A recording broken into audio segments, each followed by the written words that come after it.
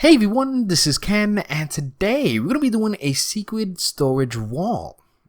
Now all you have to do is a redstone torch as the key, place it right there, and the walls will open up beautifully. Now once you take that torch off, guys, the wall will close, so you really have this flexibility of having a really secret room with all your chests or whatever you want to put in here right in front of you, and it's super discreet. Because no one will really think to add a redstone torch there or use that as a key itself. See? Perfect. Now you could make this up to 1 to 14 blocks wide. Now let's jump right in, guys, and make sure you have a spacing of 15 by 5 and that andesite represents the wall itself. Now like I said, guys, if you want to make this shorter, just of course make this smaller. But I'm going to give you the biggest size possible. And you will have to dig about 4 blocks deep. Now you're going to place a repeater right there with a block in front of it. And 3 pieces of redstone dust going from that point straight across and right across from the entire width of this.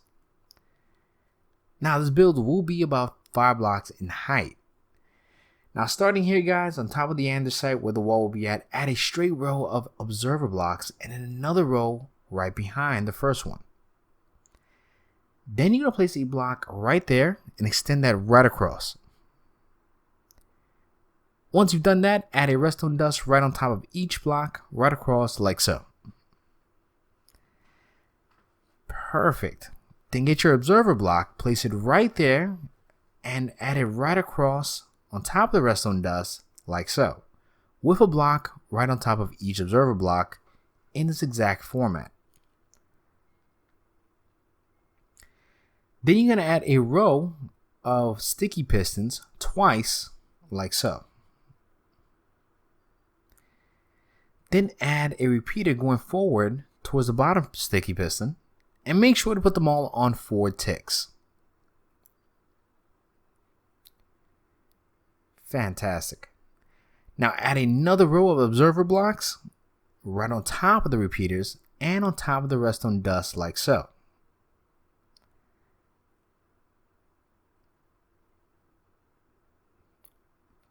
Perfect. Then starting there, guys, you're going to add another row of sticky pistons. Now at this point, let's go back to the repeater with the block in front of it. You're going to add a redstone torch, a block on top, another redstone torch, a block on top, another redstone torch, another block on top, and your last redstone torch and 1 more block. So that's a total of 4 torches in this pattern. Add a block on the side with a redstone dust on top of it. And right there where the redstone dust is at, you want to add an observer block in this exact format. Then you're going to add a block in front of it, like so, to create this pattern. And right across about 15 blocks, or just parallel with the sticky pistons, you're going to create that length. And on the side, guys, make sure you have some sticky pistons facing downwards in this exact format. Perfect. You see how everything's kind of lining up nicely? Now starting here, guys, add a redstone dust right there and extend that right across.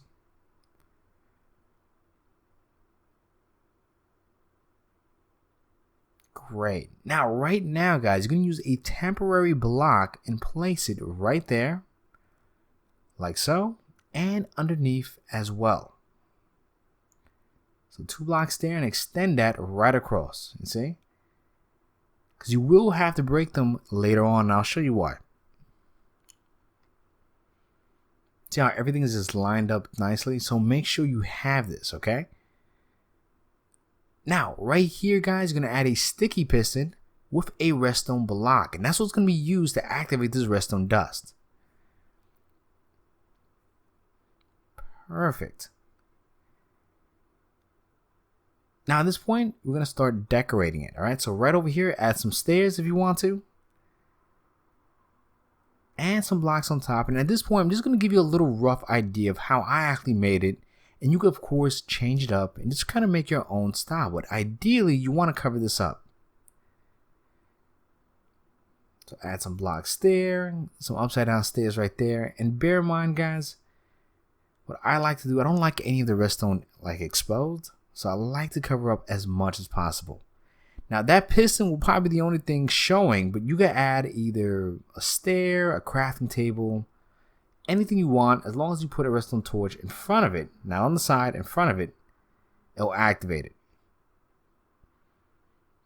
Now, not to worry, guys, I'm going to show you other ways to really activate the system, just to give you an idea, in case you want to, switch that up. Now, at this point, we're going to add some blocks, and like I said, I want to cover everything up, and we're going to extend that right across to the back. Perfect. You see how all this is really coming together?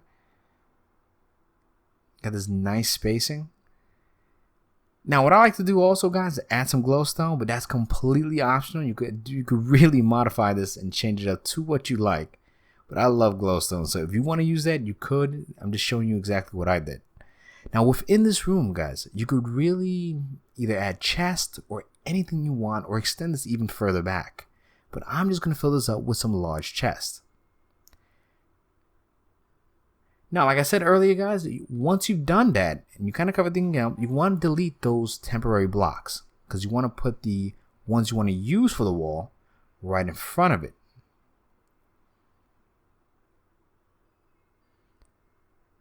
And just extend that right across to the top part, guys, and you want to cover all this up as your final product. You see? Perfect. Now just make sure you place your redstone torch in front, not on the side. And there you have it. You should have this exact effect, and it's going to work smoothly. Now, if you don't want to use this to activate it, make sure you activate that repeater. If you don't want to use this, activate the repeater and the redstone dust underneath. As long as you activate those two things, no matter where you activate it, that's all you have to do if you want to change up the button. And at this point, the design is complete, and you can decorate it any which way you like, guys. Anyway, I want to thank everybody for watching. Remember to please leave a comment and to click that subscribe button if you want to join. Thank you.